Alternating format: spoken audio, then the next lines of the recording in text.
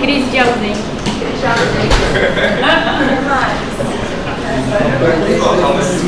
Status de mal, É filho de se rolando.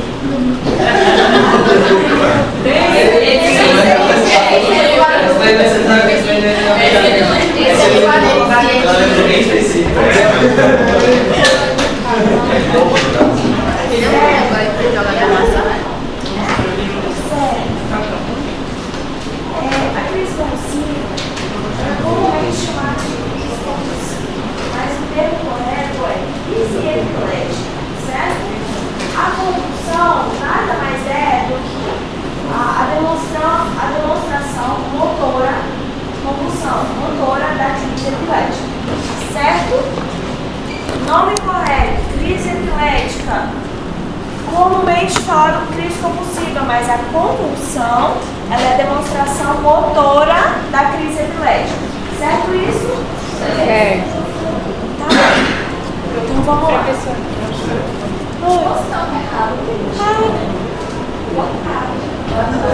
Boa tarde, pessoal. A gente é da Liga de Pediatria Lampro e a gente veio convidar vocês para a jornada de pediatria de Rondônia, que tem o tema de urgências e emergências pediátricas. Vai no dia 3 e 4 de maio, lá na São Lucas. E eu vou deixar aqui o papelzinho para vocês fazerem a inscrição, procurarem mais informações sobre a Lucas. Quem tiver interesse na inscrição, quando for se inscrever, lá no final vai ficar pendente a inscrição, mas aí mais ou menos no prazo de 48 horas a gente confirma, viu? É normal ficar pendente. Olha aí, quem sabe, vamos começar com a Joana Pontinho para quem for na jornada.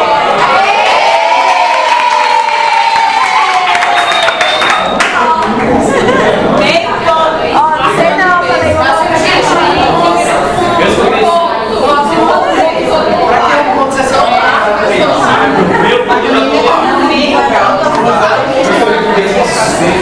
Nada mais justo, estamos aí, 3, nada mais justo que 3. Mas a gente pode quebrar. é muito legal, né?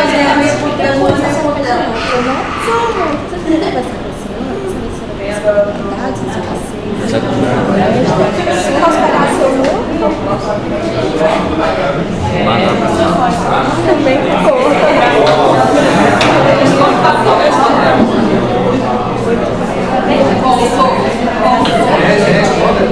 Teve a chance, aproveitou.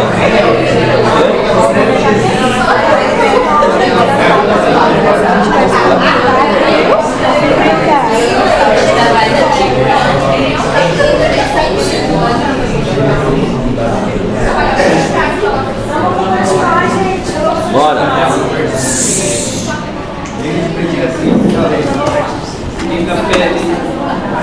Cris, galera, estou sem voz, sem ouço, por favor, é uma das coisas que chegam de urgência e emergência mesmo, agora aquele monte de besteira, né, que chega na emergência. Realmente a emergência é uma das maiores frequências que chegam na nossa emergência pediátrica, certo? Fora o trauma, né, quedas e tudo, a gente faz muitos atendimentos em relação a crises convulsivas. 80% dessas crises convulsivas a criança começa em casa e geralmente cessa ainda em casa ou já no caminho para o hospital. E aí a criança chega no hospital já em estado pós-ictal, ou então chega já bem acordado, certo? Mas a gente precisa entender o que aconteceu nessa crise e se ainda chega convulsivando, certo? Em crise, a gente precisa avaliar essa criança, a gente precisa ver a história dessa criança, o que aconteceu, o que tem de associação de patologias ou não, para que a gente consiga fazer o segmento desse paciente para que ele tenha um bom prognóstico e não entre em mal epilético, né? E não tenha sequelas neurológicas, danos neuronais, pelo tempo que essa criança fica convulsionando. Certo? Então a maioria dos episódios não duram mais do que 5 minutos. Essas crises geralmente já chegam no hospital, às vezes não tem mais convulsionando na maioria das vezes. Só que Quando ela dura mais que 5 minutos, geralmente ela vai ultrapassar os 20 a 30 minutos, tá? E aí, cada tempo a mais que essa criança fica convulsionando, aumenta muito as chances de lesão em sistema neurológico central e também sistêmicas, né? A gente já vai falar sobre isso. Um pouquinho dos conceitos. A epilepsia é a condição crônica pela presença dessas crises epilépticas recorrentes, mesmo sem nenhum fator desencadeante. Essa criança mesmo sem febre, essa criança mesmo sem infecção, essa criança sem nada de fator predisponente, ela convulsiona espontaneamente. Aí a gente fala sobre epilepsia, certo? Agora, as crises epiléticas é o quê? É esse evento neurofisiológico que a gente está falando na aula hoje. Então, é uma descarga elétrica normal, excessiva, síncrona ou assíncrona desses grupamentos neuronais. Pode ser difuso ou então de um agrupamento específico de um hemisfério do cérebro ou não. Tá? E aí pode ocorrer de modo espontâneo, né, no caso da epilepsia, e secundário a eventos exógenos, o secundário a febre, algum distúrbio, secundário a uma meningite, secundário a uma infecção, certo? E aí as convulsões são essas manifestações motoras dessas crises, lembrando sempre disso.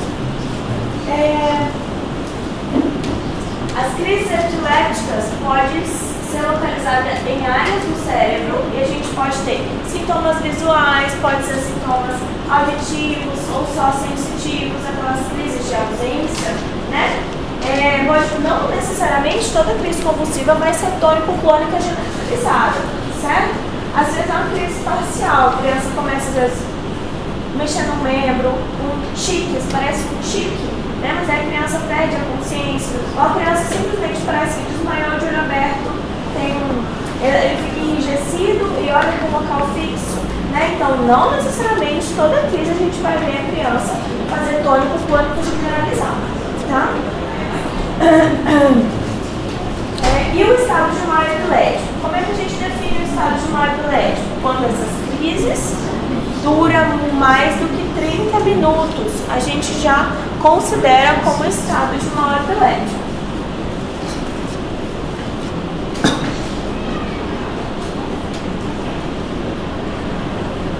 Então a gente pode ter uma crise focal ou uma crise parcial e complexa, são praticamente o mesmo termo para todas elas, tá? Por que a generalizada é uma crise simples e a complexa são as focais? Sabe? Por causa da perda da consciência. Não necessariamente por causa da perda de consciência. Geralmente a crise generalizada tem perda de consciência, ela é uma crise simples, porque ela engloba a totalidade do cérebro. Se é uma crise generalizada, todo o cérebro está comprometido. Os dois hemisférios.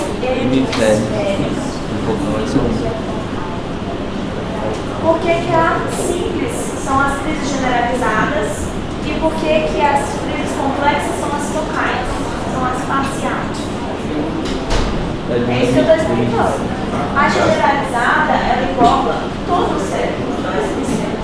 As crises focais, a gente tem que ter muito mais preocupação com elas, porque geralmente é só uma parte do cérebro que está acometida.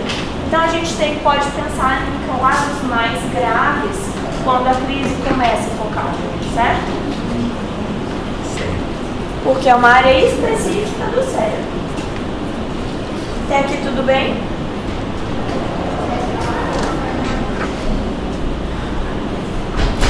Então, vamos lá.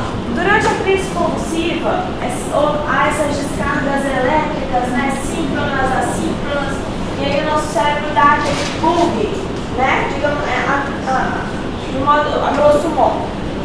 E aí, durante essa crise, tem um consumo muito grande de oxigênio e também de glicose. Começa a produzir lactato, começa a produzir CO2 e durante esse período de até uns 30 minutos, o nosso organismo aumenta a frequência cardíaca, aumenta a nossa frequência respiratória, aumenta a nossa, faz hiperglicemia, então aumenta a nossa glicemia. para fazer mecanismos compensatórios, porque nosso cérebro está gastando muito disso, certo? Quando passa dos 30 minutos, esses sistemas de compensação começam a entrar em falência. O corpo não vai conseguir sustentar isso até depois de 30 minutos. Por isso que após 30 minutos a gente entra na questão do mal epilético, porque antes de 30 minutos a gente não tem um dano neuronal tão importante, nem tanta complicação sistêmica. Agora, depois que passa desses 30 minutos, o nosso próprio organismo já não consegue mais manter esses mecanismos compensatórios. E aí começam as complicações. Quanto mais prolongada a crise, maior a chance de uma acidose, de rabdomiólise, de hipercalemia, de hipertermia, de hipoglicemia, certo? Então vai começar a ter complicações sistêmicas. E quanto maior essa quantidade, maior o dano neuronal, certo? Os nossos neurônios vão literalmente correndo, tá certo?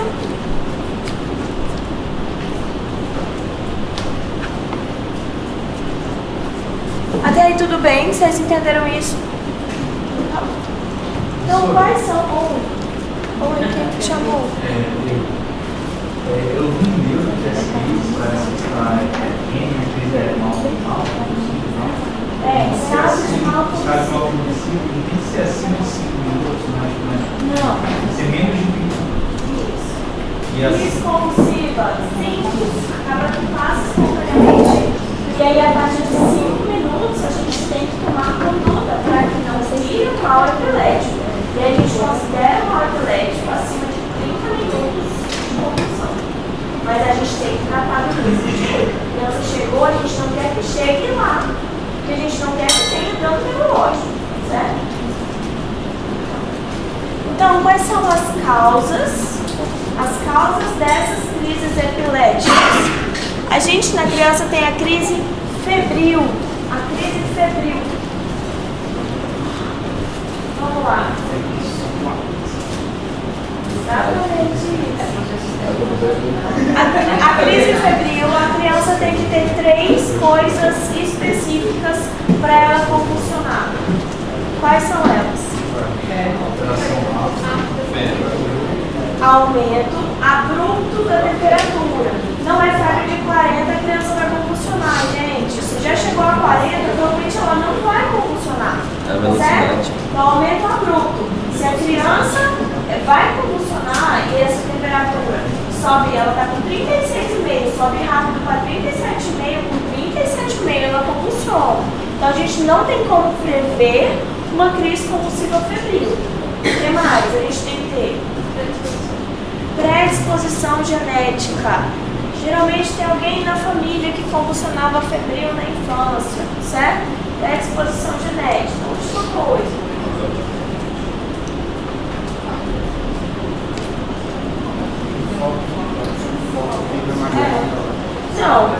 Não é o foco. É a idade. É a idade. Nossa PEG de 3.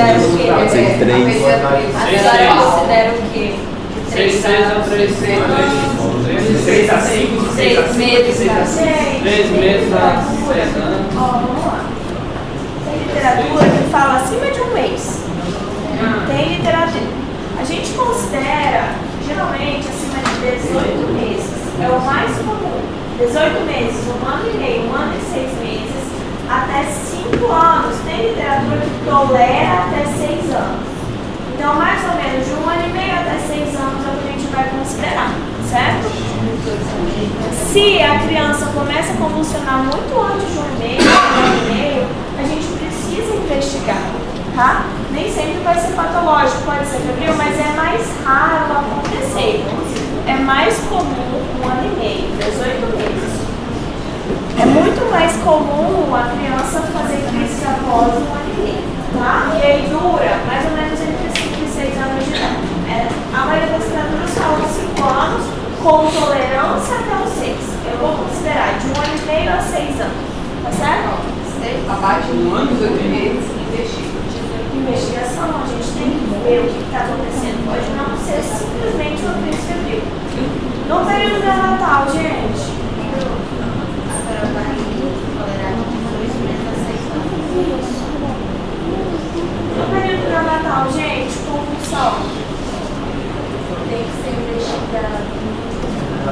Porque é difícil achar o foco.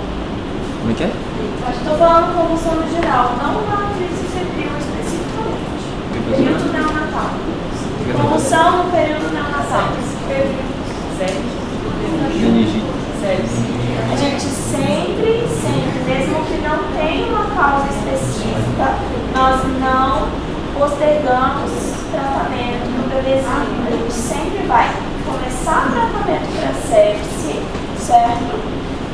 E a gente vai começar investigações.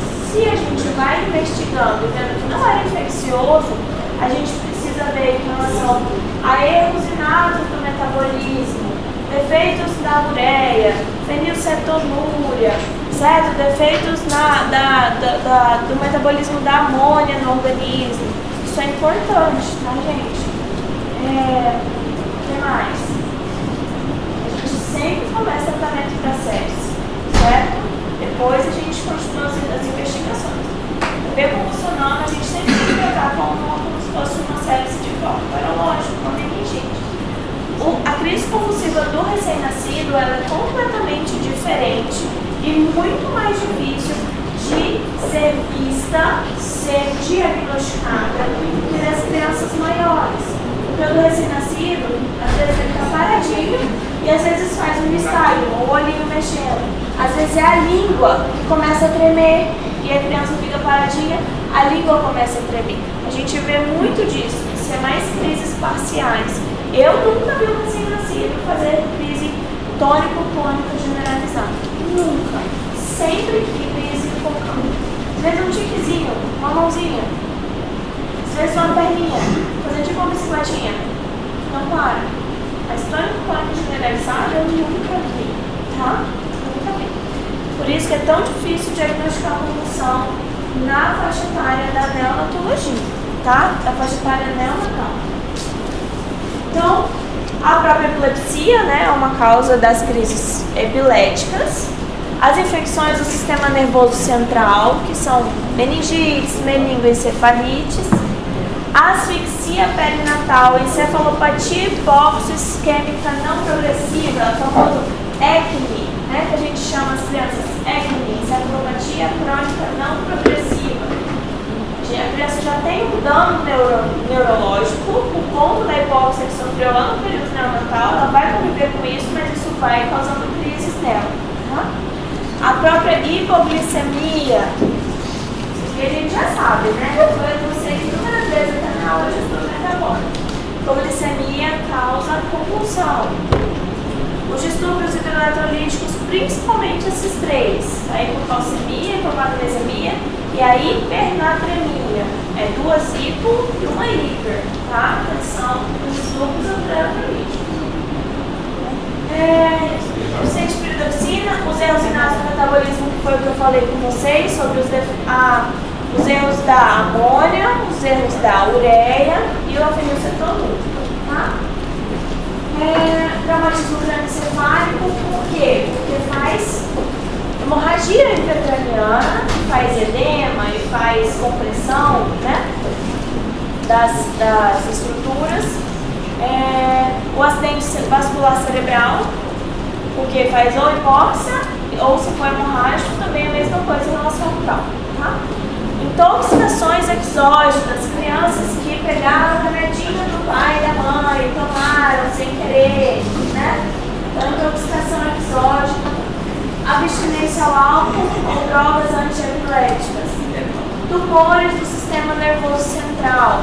Gente, um dos meus primeiros plantões na pediatria lá no Hospital Samar, lá atrás, foi um dos primeiros casos que eu peguei. A criança chegou quase que desacordada, ela reagia às vezes, ela ficava sonolenta, ela reagia, acordava, ficava sonolenta. Ela convulsionou por 2 vezes, trataram como se fosse uma hipoglicemia, que não aconteceu, na verdade. Isso lá no hospital de origem, ela foi transferida de Maitá e eu estava no plantão. E aí a gente começou a investigação, não tinha febre, não tinha todos os sinais e sintomas, a gente depois mandou esse paciente para a UTI, ela precisou ser entubada. E quando a gente fez a tomografia, era tumor de fossa posterior. posterior. Hoje ela tem muitos danos neurológicos por conta, né, da retirada do tumor, do tempo de internação, né? Mas hoje ela já consegue andar com um pouco de dificuldade, né? Porque ela tinha 1 ano e meio. Então, assim, é um diagnóstico diferencial que a gente precisa ficar de olho. Se não tem causa nenhuma, o que está acontecendo com essa cabecinha? Essa imagem, né? Não tem outros sinais de sintomas. A gente precisa saber se tem alguma estrutura lá dentro que está aumentando e comprimindo outras estruturas e causando estrutura.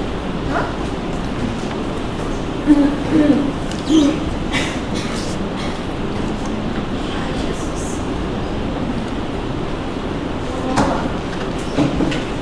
Então, alguns dados pra gente que às vezes não chega pra gente na convulsão, mas a gente tem que coletar esses dados dos pais, certo? É criança grande, já consegue contar, já tá acordadinha ou não? Criança pequenininha, parece que ele falou antes, o que estava acontecendo, né? Estava com febre ou não estava? Então, que dados que sugerem a crise epilética, né? Pela aura, movimentos tônico-clônicos, tônico clônico generalizado, movimentos anormal dos olhos, perda de consciência, perda do controle esficteriano, aquela criança lá que está jogadinha dentro da água faz xixi, mas ela está lá só parada, naquela crise de ausência, né? E aí geralmente é seguido desse período de pós-ictal, que é essa recuperação da consciência da criança. E aí ela vai recuperando essa consciência, bem confusa, com irritabilidade, estressada, aquela criança que ainda está confusa, às vezes não reconhece direito os pais. A gente sabe que tem esse período pós-ictal, tá? Quando que a gente tem a necessidade de algum exame complementar? Como é que a gente vai ver isso? É sempre relacionado aos dados da história. Toda criança que chega convulsionando, a gente precisa coletar a glicemia, fazer a glicemia capilar ali na hora. Porque já é um dos principais fatores. Se a gente faz na hora, sabe o que é? A gente já, flush de glicose e a gente já consegue recuperar essa criança o quanto antes. Então, a primeira coisa a fazer é a glicemia desse paciente. A gente coleta também os eletrólitos e a gasometria arterial, hemograma e hemocultura, se essa criança tiver com histórico de febre, né? Tudo os nossos exames são baseados na nossa história e exame físico, tá? Exame clínico. Não tem a causa aparente, eu vou fazer uma triagem psicológica dessa criança. Será que ela não comeu algum comprimido dos pais? Não tem contato com alguma planta, né? Que pode ter causado esse rebaixamento do nível de consciência ou essa compulsão. Essa amônia séria que precisa dos eusinatos do metabolismo já é bem mais aprofundado, tá, meninos? É depois, lá na frente, e geralmente no período neonatal, tá? Geralmente no período neonatal.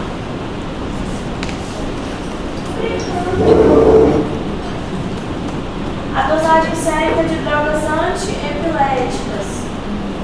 Se a criança já usa essas drogas, né, a gente faz a dosagem dessas drogas para ver se não está baixa ou se está alta demais a dosagem dessas drogas no sistema nervoso, no organismo dessa criança, que pode estar causando essas crises. Então, todos os exames são baseados na nossa história e exame clínico. A gente precisa pedir ou não precisa? A criança chega somente com febre, sem nenhum outro sinal de sintoma, não está tossendo. É a primeira crise convulsiva, ela tem ali 2 aninhos, né? A gente precisa coletar trocentos exames? Às vezes não. Passou a crise, a gente viu que a criança está bem, que não tem outros sintomas, não tem sinal de toxemia, se a criança está estável, eu peço ali meu hemograma para saber se está tudo bem, mas a febre começou hoje, vai dar alteração no hemograma? Às vezes não, né? Não, essa criança está com febre, já tem 5 dias. E aí hoje teve febre, convulsionou e está jogadinha. Aí eu preciso pensar em fazer uma hemocultura, fazer um líquor desse paciente, para a gente ter que excluir os principais diagnósticos, principalmente meningite, certo?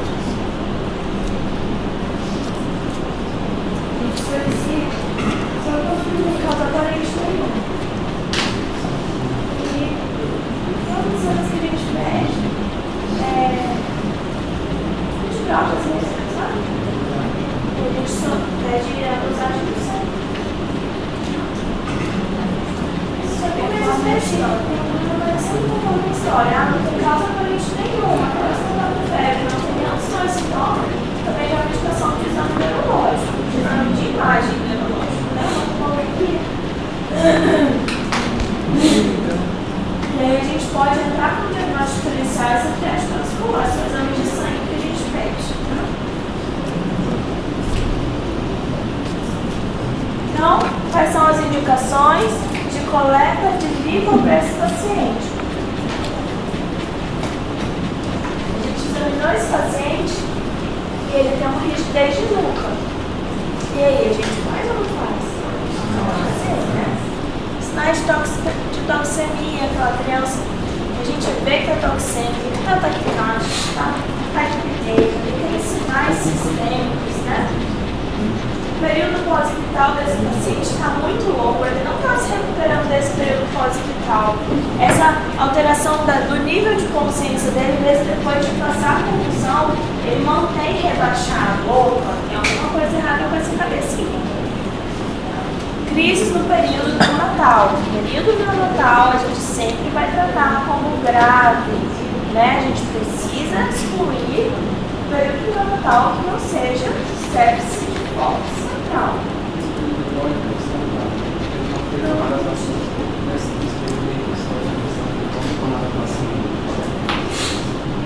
Não, o período neonatal ele não tomou vacina nenhuma.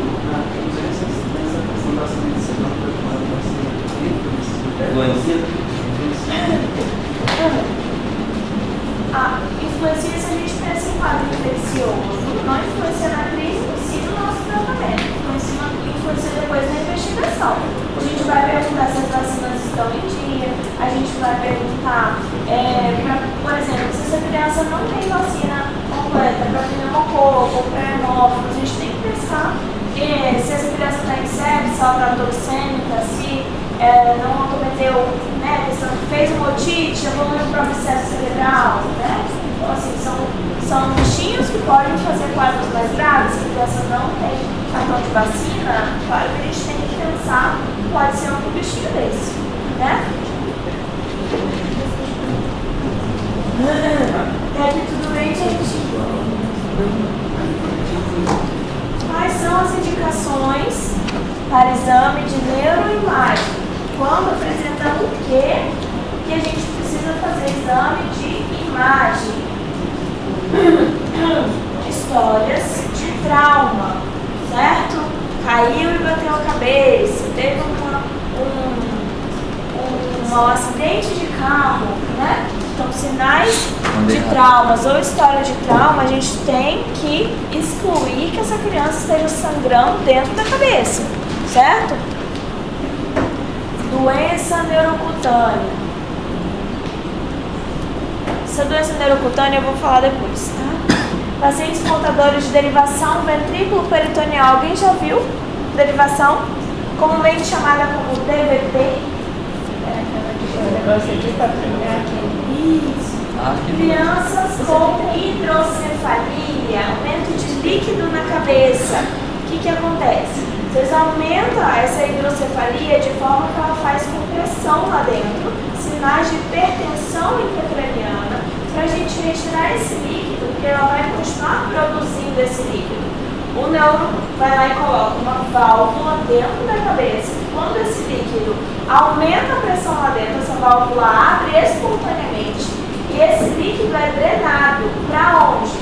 Vem um canalzinho, eles abrem aqui, não abrem a pele, mas passam um caninho através da pele e entra mais ou menos nessa região epigástrica, lá para a região peritoneal, porque o peritônio absorve muito, tem uma alta capacidade de absorção.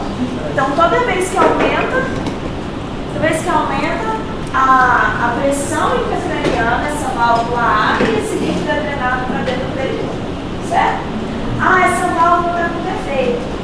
Essa válvula, depois de muito tempo, deu defeito. Então, essa válvula pode ter infectado, porque é um mecanismo, né, que está ali, é uma coisa externa, certo? Não, que vem de fora para dentro. Essa válvula pode infeccionar? Pode. Essa válvula pode ter defeito? Pode. Depois de muito tempo usando essa válvula, pode rachar e quebrar? Pode. Tá? Então, o paciente, e aí essa válvula quebra, não está funcionando, acontece o quê? Hipertensão lá dentro, essa criança começa a funcionar. Então, se esse paciente já tem uma DVT, a gente sempre vai fazer exame de tomografia, tá? Então, sinais clínicos de hipertensão intracraniana, se as crises forem focais, né? As crises parciais, as crises complexas, se esse paciente tem crise complexa, a gente precisa de um exame de neuroimagem. O que está acontecendo dessa cabeça? Né? Você vai fazer crise focal. Déficit neurológico focal, pós-ictal prolongado.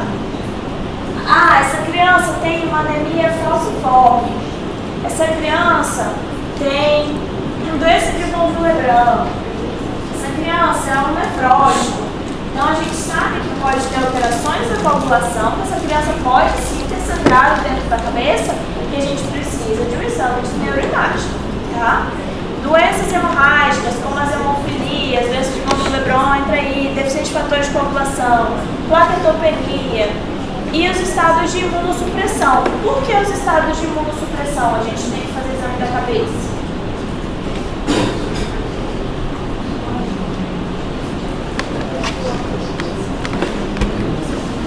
Porque se está imunossuprimido, um monte de bichinhos, um monte de bactérias que estão rodando, eles ficam muito graves.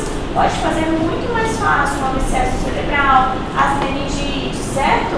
Então tem baixa imunidade, altas chances de fazer quadros infecciosos muito mais graves.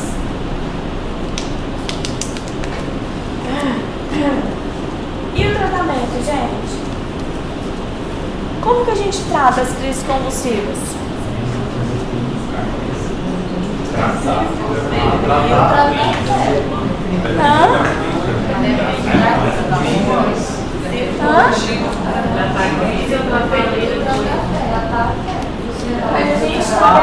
A gente também trata a convulsão. Vamos lá. Ó, eu trouxe um fluxograma para vocês.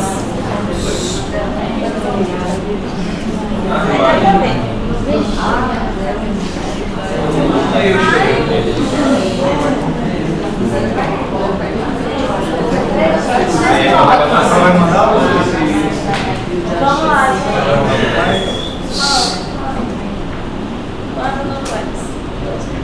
Então vamos lá. O paciente está com crise convulsiva prolongada, está com mais de 5 minutos. Já é uma crise convulsiva prolongada. Não, está hemorrágica substituída. Mas ela está, ó, crise prolongada. Já passou de 5 minutos, a gente tem que tratar. Certo? Prolongada é uma coisa, mal epilético, já é acima de 30 minutos. Então, paciente com crise epilética prolongada, a gente precisa avaliar, olha lá em cima, história e antecedentes. Se a criança já é neuropata ou não é, se a criança já convulsiona febril ou não, se a criança está em vigência de febre ou não. Outra coisa da crise febril, gente, que eu esqueci de falar. Deixa eu te contar, gente. Crise febril.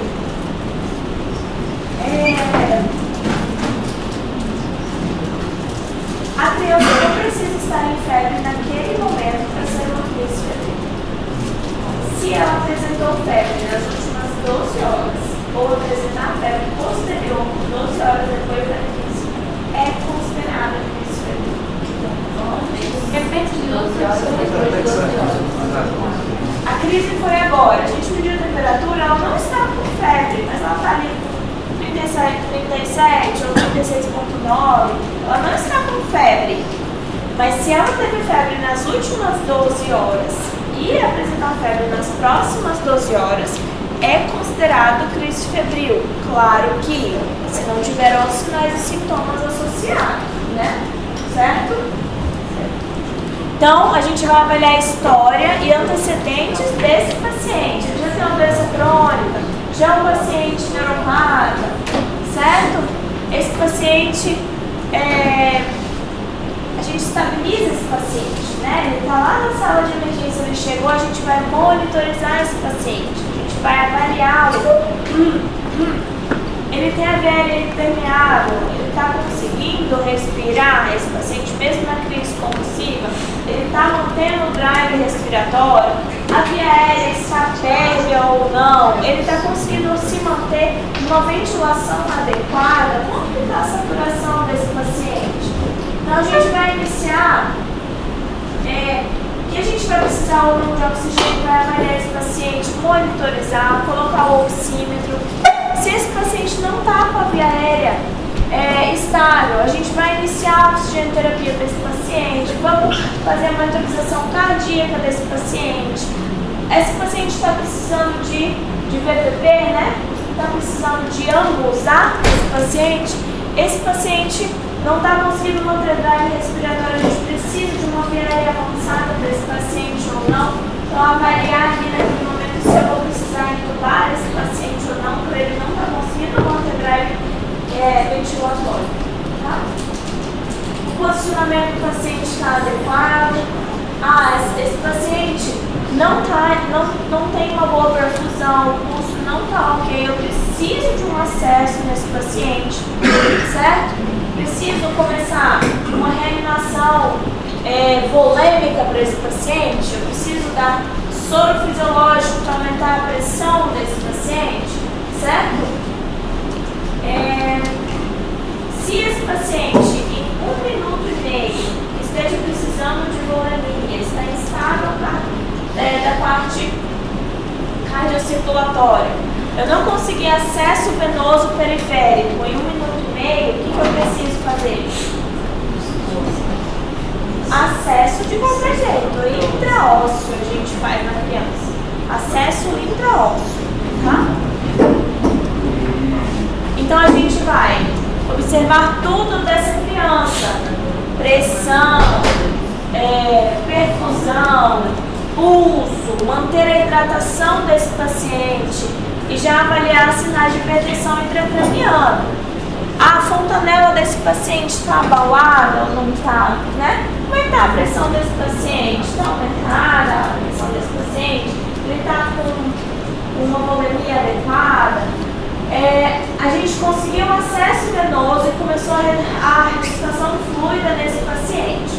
Como é que a gente faz? 10 a 20 ml por quilo nesse paciente de soro fisiológico ou lactado, tá? É o quê? É a regra, né? O quê?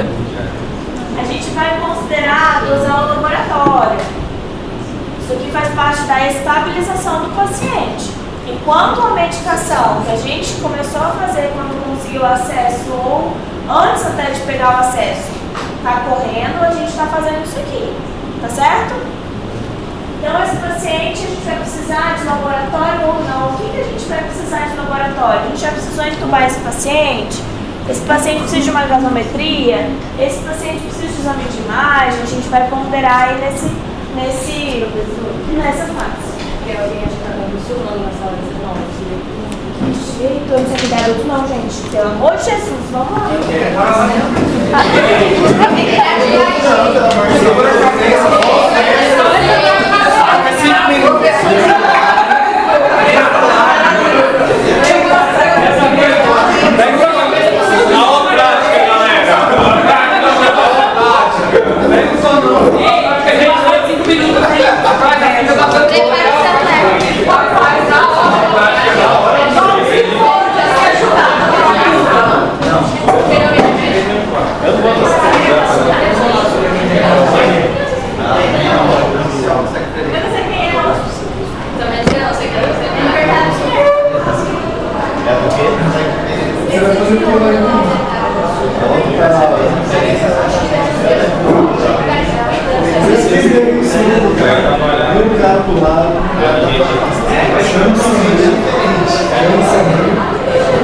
Parou?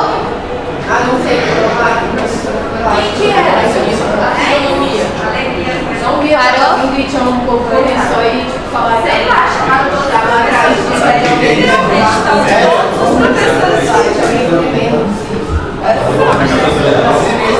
A gente reuniu ontem no país. É o encontro dele. Só põe lá de novo, tá gravando.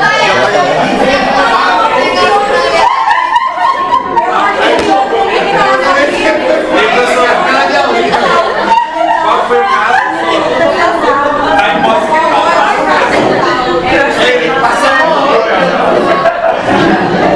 E aí, professora? Agora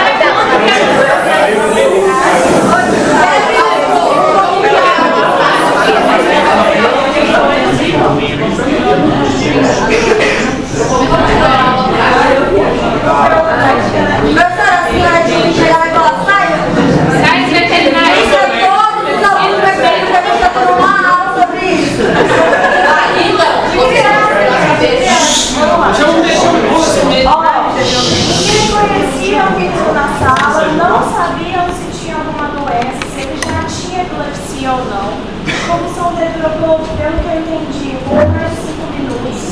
Quando eu cheguei lá, ele estava acabando a crise convulsiva e entrou no estado pós-vital.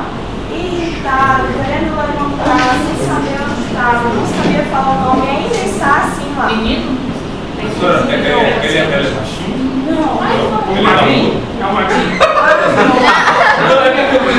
Esse aí, quer saber quem é o cara? O laboratório um pouco só na minha frente, assim. Não, eu não digo, cara, eu fui lá e... Dedo na língua. Porque tá na pessoa, outra pessoa da coisa tudo caiu.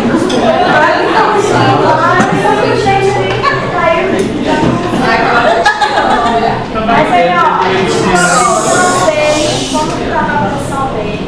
Aqui não tem aparelho de glicemia, era bom ver como estava a glicemia do paciente. Ele não sabia onde ele estava, ainda estava confuso, já foi chamado o SAMU, já chegar para levá-lo. A gente tentou fazer ele abrir o celular com digital, mas era uma senha para chamar algum familiar ou perguntar alguma coisa, né, para algum familiar. Também não conseguiu, mas está lá em estado pós-vital. E é isso por enquanto, é esperar agora para levá-lo para o hospital. E ver o histórico, né, gente? Porque às vezes ele já tem crise ou não tem crise. Isso aí vai ser investigação a partir de agora. Mas, proteger a via aérea do paciente sempre. Eles sempre vão fazer muita cialorreia. A gente tem que não hiperestender, mas estender o pescoço, não deixar baixar.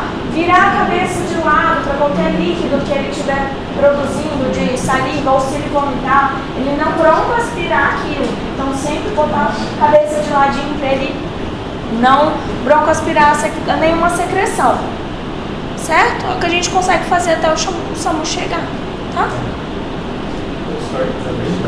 Fechou? Dito isso, é bom, vamos pensar.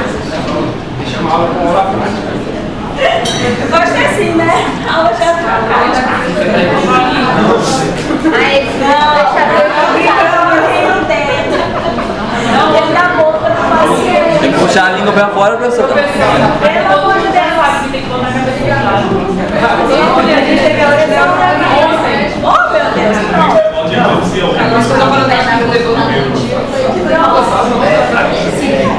Então a gente vai iniciar, vamos lá, a gente volta para a aula. Iniciar tratamento específico para aquele distúrbio que a gente sabe que está acontecendo.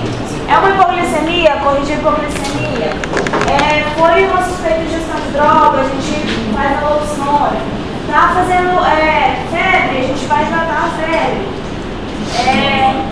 Está fazendo algum distúrbio do eletrolítico, a gente vai solicitar os exames e depois vai corrigir esse distúrbio do eletrolítico, né? Ou tratamento da doença de base, ele tem uma epilepsia, vamos tratá-lo, certo? E aí vamos lá, a gente estabilizou esse paciente, avaliou e começou tratamento específico para esse paciente. A gente começa o quê? Droga de primeira escolha. Os primeiros 10 minutos. Diazepam, benzodiazepínico, certo? Benzodiazepínico, a gente pode fazer até 3 doses de benzodiazepínico a cada 10 minutos. 10 minutos, uma dose. 15 minutos, 2 doses. 10 minutos, 3 doses. 3 doses, a partir daí é 30 minutos. Entra em estado de mal epilético. Certo? As crises não cessaram com as 3 doses de benzodiazepínico. A gente faz fenitoína, é o Lidental. A gente faz dose de ataque, a dose mais alta. A gente chama de dentalizar o paciente, para proteger esse cérebro desse paciente. A crise persistiu depois de 10 minutos, eu posso fazer uma segunda dose de fenitoína. Tem mais 2 doses. Essa febre persistiu, essa crise convulsiva persistiu, eu entro no fenobarbital. Então o estado epilético, de mal epilético refratário, eu já penso em via aérea avançada, se eu já não a tenho, eu penso em via aérea avançada e começar as medicações de tiapental ou midazolam de forma contínua, realmente sedar esse paciente, colocá-lo em coma, para que a gente proteja esse cérebro. Isso aí a gente já entra em contato com o CTI para mandar para lá, certo? O que a gente ainda pode fazer depois, lidocaína ou analgesia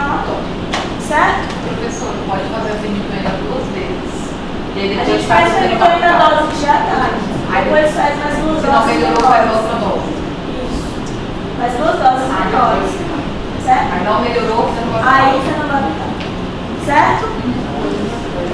Seguindo direitinho o fluxograma, gente, é isso aqui. Não tem o que errar, dá tudo aí, a dose, certinho. uma questão aberta, né? Quem sabe, A né? senhora vai cobrar dose? Não, gente, eu não vou cobrar dose, tá? Não cobramos dose.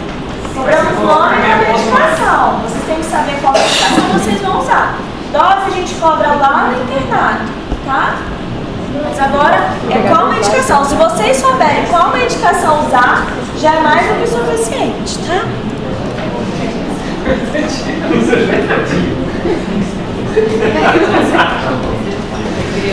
Então vamos lá. Convulsão febril. Só fechando tudo. Herança familiar, ou seja, genética. Aumento abrupto da temperatura. Não é só estar com febre, é abruptamente. 18 meses a 5 anos, algumas temperaturas 6. Até 6 é tolerável. Então, 18 a 6 anos vai ser cobrado. Então, na maioria dos casos, elas são simples e tem a pressão de menor de 15 minutos. Se forem complexas ou maiores de 15 minutos, a gente considera complexa, né? Se for focal ou maior que 15 minutos, a gente considera uma crise complexa. Aí já entra em investigação, tá?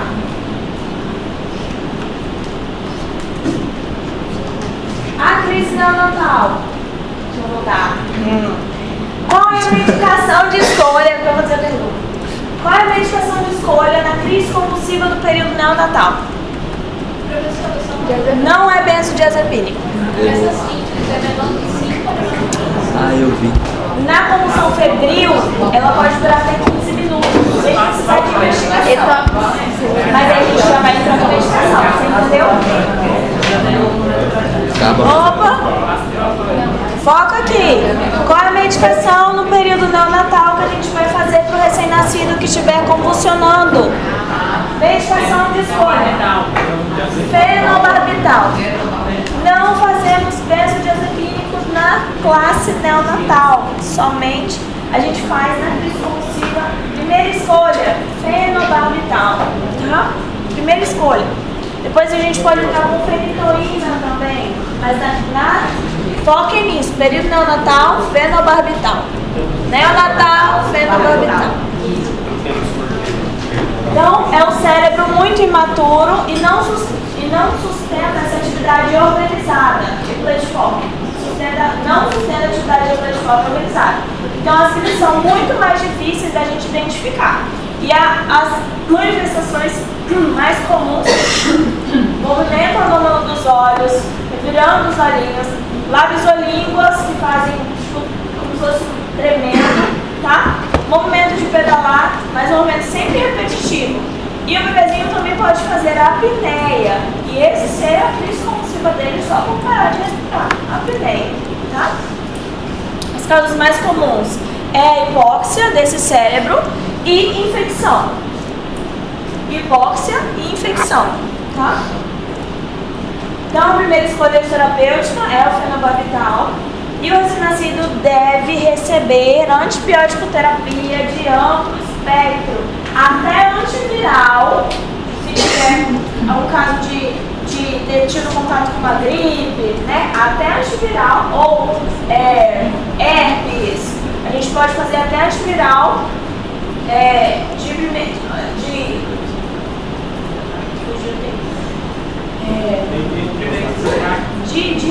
de primeira, assim, já entrar com a gente já de imediato, não era esse termo não, mas a gente já pode entrar com o acyclovir, com o antiviral até imediatamente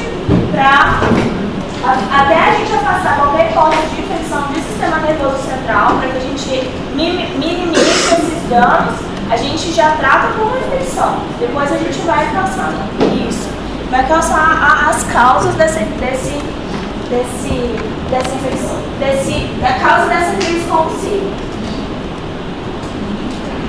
E eu coloquei aqui para vocês verem, tá? Novamente, as doses dos benzodiazepínicos, a gente pode ter diazepam, que geralmente a gente usa. Lembrando que o diazepam a gente não pode usar intramuscular. Não se usa diazepam intramuscular, só EV e retal. Ah, eu não consegui acesso, eu preciso fazer medicação. Posso fazer intrarretal, né? A dose é um pouquinho mais alta da via retal, ó. Dose EV 0,2 a 0,4, a retal é 0,5 a 1 mg quilodose. Então, dose um pouquinho mais alta via retal. Certo. Ou então a gente já opta pelo midazolam, que a gente pode fazer tanto intramuscular quanto intranasal, se a gente não tem acesso, tá? Porque ele tem alta absorção das mucosas. Então a gente pode fazer nasal, a gente pode fazer intramuscular ou IV ou midazolam também. Então as primeiras são os benzodiazepínicos, os 3 primeiros, depois tem ali a fenitorina, o fenobarbital. Tanto as doses quanto as observações que a gente tem, ó. E as opções depois que a gente precisa após intubar esse paciente se é de uma viele avançada. Certo? No caso, a gente não precisa medicamentosa aí, né? Só uma das medicações. Foquem nesse fluxograma aqui do tratamento, tá? Foquem nesse fluxograma do tratamento. Esse aqui é o que a gente geralmente faz lá na nossa prática. É isso que a gente usa. Tá? Fechou? Show.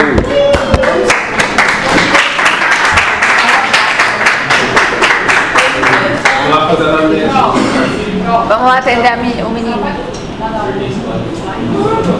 Bora ver o que ele posso.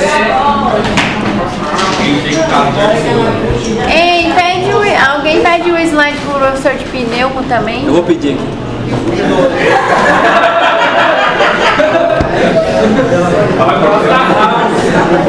Alguém.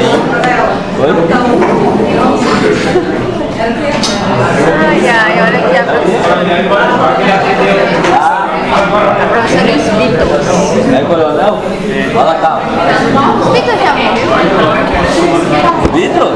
Meu Deus do céu. Não fala com ela não. Eu não sei de quem é que ela. Não fala com ela não, mas por favor. Quando o Vitor nasceu, meu bisavô era novo ainda.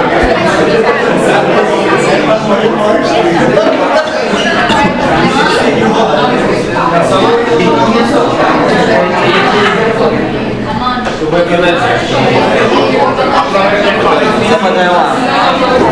É não, é fácil não. Tem força.